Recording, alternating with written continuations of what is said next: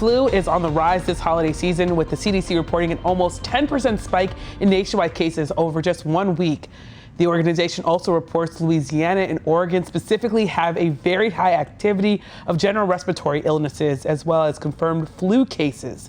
Joining me now is MSNBC medical contributor Dr. Vin Gupta. So thank you so much for being here. Is it too late to get a flu shot is the first question we got to ask.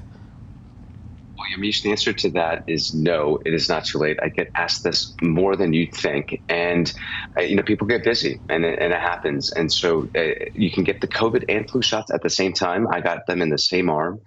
And it doesn't in any way impinge or impact effectiveness of each individual shot. But no, it's not too late. We expect to be in the throes of flu, COVID, all respiratory viruses, probably through the beginning of March. So it's good to still get protected. Yeah. It's good to still be protected. So we see flu season every year, but last year we saw extra risk to children with high pediatric cases. Is the risk especially high for kids now as well? Yeah, we're seeing all sorts of things for kids. So yes, COVID flu still poses a risk. Flu especially, I think we recognize that flu can impact all ages to a pretty significant degree. RSV, especially for young babies. And now we're seeing even a rise in things like pertussis, which is something you can get vaccinated for, especially in your childhood vaccine schedule. But we're seeing a rise there. Rates, frankly, Amish, that are higher than pre-pandemic levels, much higher. And this is the multifactorial reasons. There's a vaccine that protects against it. It seems like vaccine rates are lower. And it's something that is resulting in kids ending up in the hospital. So a lot of threats out there for kids. And I'm sure there are folks that are going to see their families who are wondering, okay, how do I see that cute baby but not get the sickness from that cute baby? So what should prevention look like?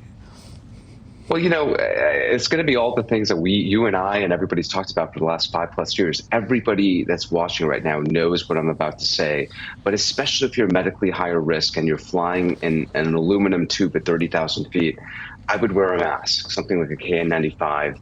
Especially if you're medically higher risk. There's no reason to expose yourself. There's a ton of stuff going around. So that's number one. Hand hygiene is critical. Remember that hand sanitizer, really vital. And I always carry a Clorox wipe to wipe down my seat. There's a lot of these bugs out there, Yamish, that still stick to surfaces that if you touch, you can get infected. So that's all the common things matter in addition to prevention through vaccines. What I'll lastly say is really important. If despite all that, you start to feel unwell, this is the first year of all the years of COVID and flu and cold and flu seasons more broadly that we have a test at home. You can get online for about $10 that tests for COVID and flu at the same time. And Yamish, that's important because all these viruses mimic each other. All the symptoms overlap. It's important to understand, do you have flu? Do you have COVID? Do you have maybe something else? Because early testing enables early treatment. It can keep you out of the hospital, but the sooner the better. Well, that is all great advice. And really, it's get that test and also kiss the baby, but then maybe use that hand sanitizer after that baby. So thank you so much, Dr. Gupta. Have a good, happy holidays.